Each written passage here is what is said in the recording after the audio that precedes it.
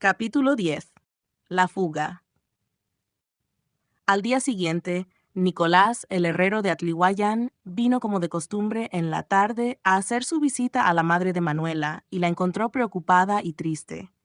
La joven estaba durmiendo y la señora se hallaba sola en el pequeño patio en que la encontramos la tarde anterior. ¿Hay alguna noticia nueva?, preguntó doña Antonia al joven artesano. Sí, señora, respondió éste.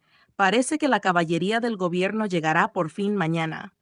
Es preciso que estén ustedes dispuestas, porque sé que no permanecerá ni un día y que se va pasando por Cuautla y de allí se dirige a México. Yo estoy lista ya enteramente, respondió doña Antonia. Todo el día nos hemos pasado arreglando los baúles y recogiendo mi poco dinero. Además, he ido a ver al juez para que me extendiera un poder, que voy a dejar a usted, añadió, tomando de su cesto de costura un papel que dio a Nicolás. Usted se encargará, si me hace favor, de vender esta huerta lo más pronto posible, o de arrendarla, pues, según están las cosas, no podemos volver pronto y estoy aburrida de tanto sufrir aquí. Si usted se va a México, allá nos encontrará como siempre, y quizás entonces se habrá cambiado el ánimo de Manuela.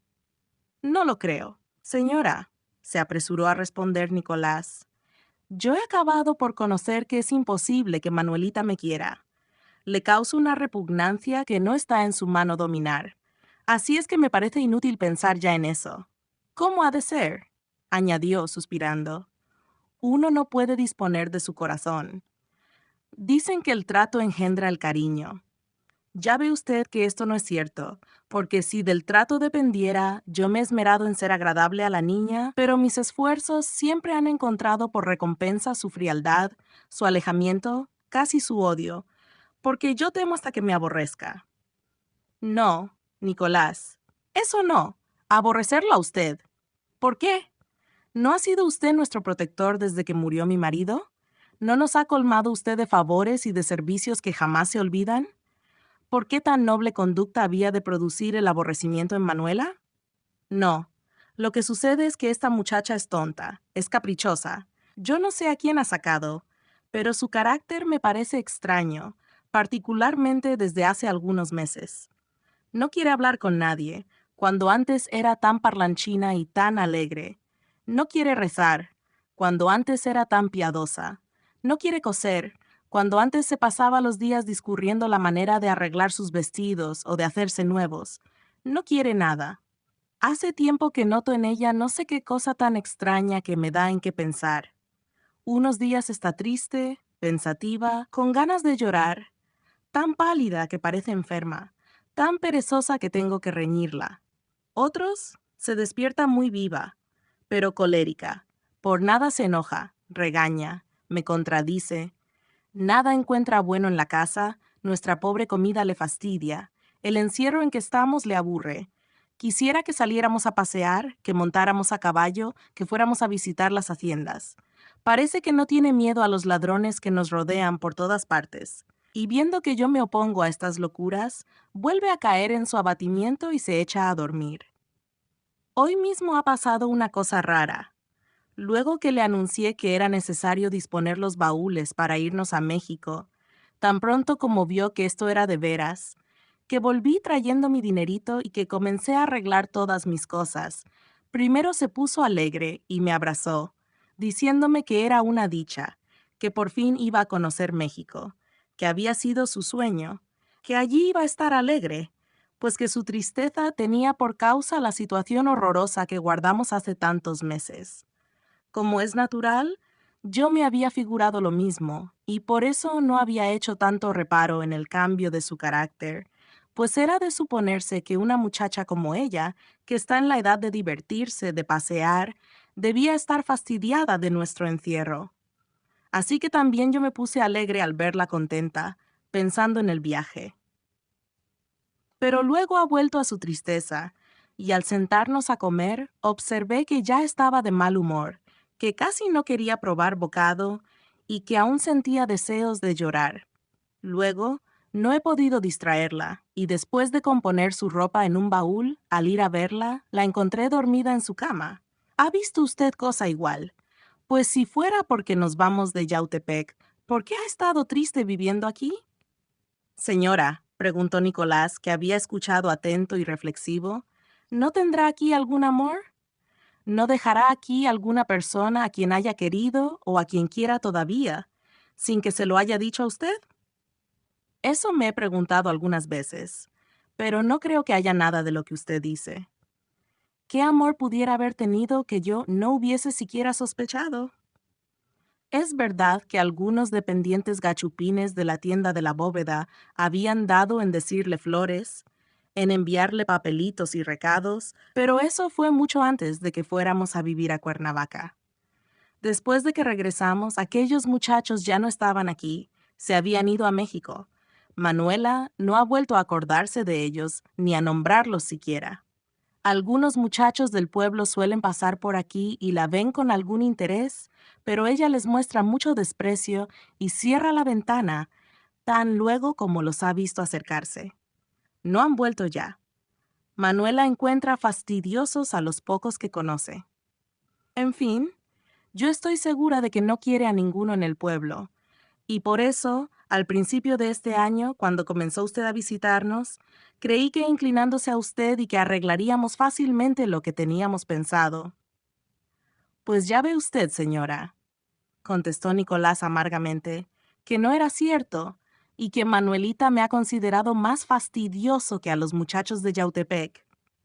Tanto que yo, teniéndole como le tengo tanto cariño, y habiendo pensado tan seriamente en casarme con ella, porque creía con nuestro matrimonio labrar su felicidad y la mía, naturalmente, no he podido ser insensible a sus desprecios constantes y me resolví a alejarme para siempre de esta casa.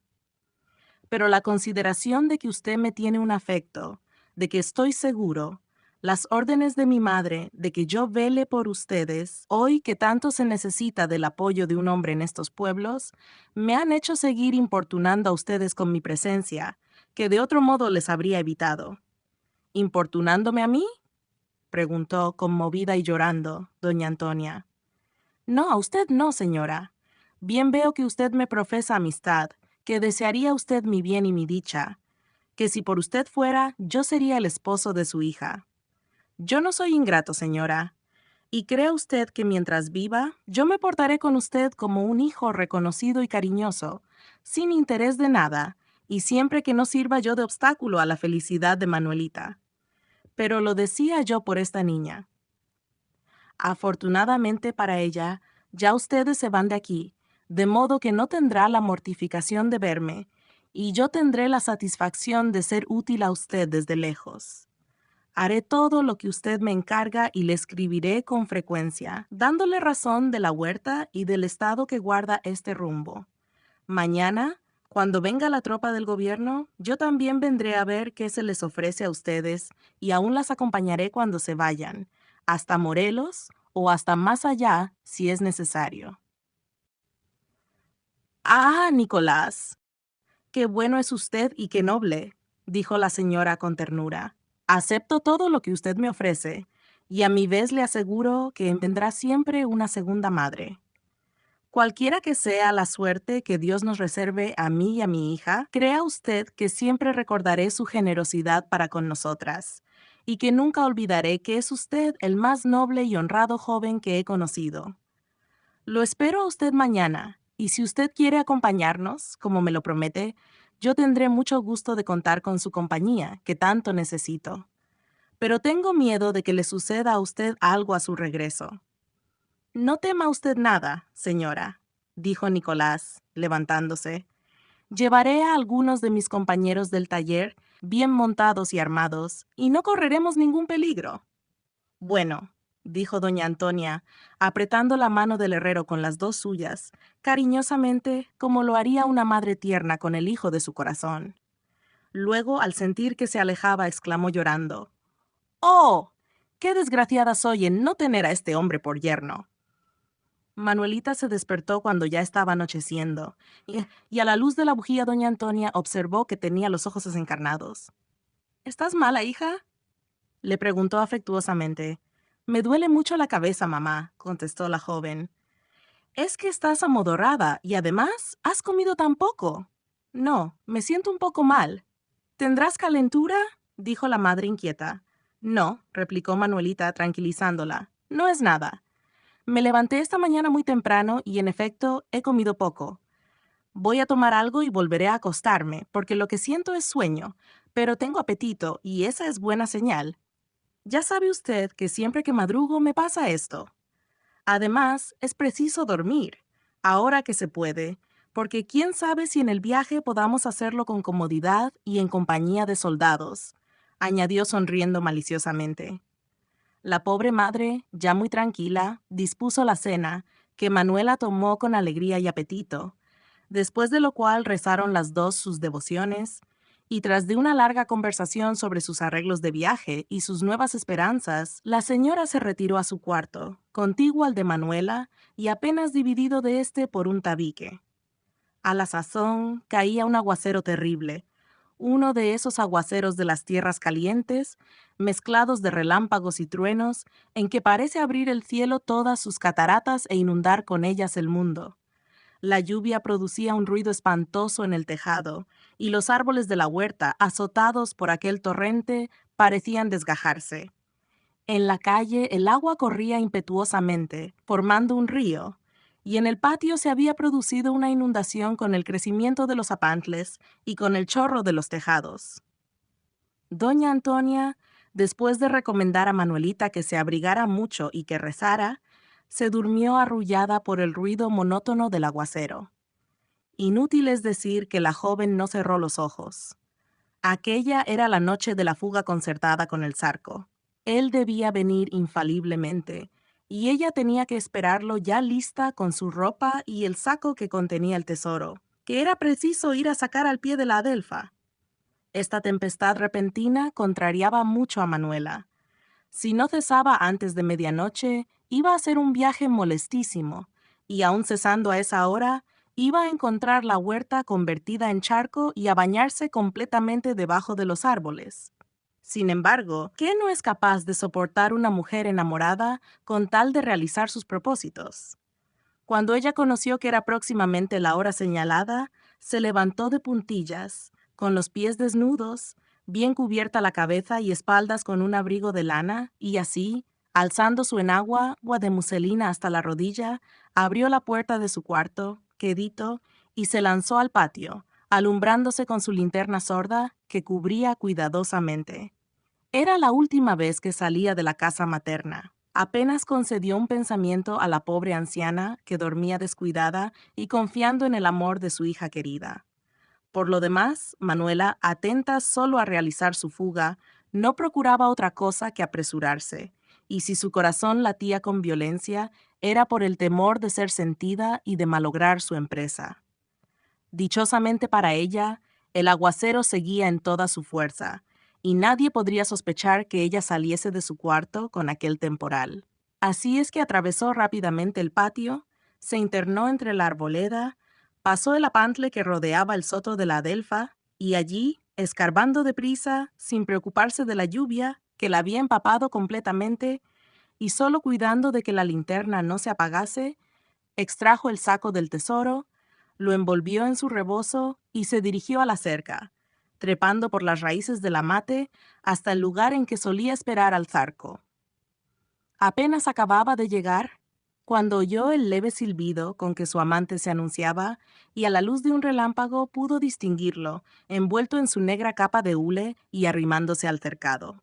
Pero no venía solo. Acompañábanlo otros 3 jinetes, envueltos como él en sendas capas y armados hasta los dientes. «¡Maldita noche!», dijo el Zarco, dirigiéndose a su amada. «Temí que no pudiera salir mi vida y que todo se malograra hoy». «¿Cómo no, Zarco?», respondió ella. «Ya has visto siempre que cuando doy mi palabra, la cumplo. Era imposible dejar esto para otra ocasión, pues mañana llega la tropa y tal vez tendríamos que salir inmediatamente». «Bueno, ¿ya traes todo?» «Todo está aquí. Pues ven, cúbrete con esta capa», dijo el Zarco, alargando una capa de hule a la joven. «Es inútil, estoy ya empapada y bien puedo seguir mojándome». «No le hace. Póntela y este sombrero. ¡Válgame Dios!», dijo al recibirla entre sus brazos. Pobrecita, si estás hecha una sopa. Vámonos, vámonos, dijo ella palpitante. ¿Quiénes son esos? Son mis amigos, que han venido a acompañarme por lo que se ofreciera. Vamos, pues, adelante muchachos, y antes de que crezca el río, dijo el zarco, picando su caballo, en cuya grupa había colocado, al estilo de la tierra caliente, a la hermosa joven. Y el grupo de jinetes se dirigió apresurado a orillas del pueblo, atravesó el río que ya comenzaba a crecer y se perdió entre las más espesas tinieblas. Si algún campesino supersticioso hubiese visto, a la luz de los relámpagos, pasar, como deslizándose entre los árboles azotados por la tempestad, aquel grupo compacto de jinetes envueltos en negras capas a semejante hora y en semejantes tiempos, de seguro habría creído que era una patrulla de espíritus infernales o almas en pena de bandidos, purgando sus culpas en noche tan espantosa.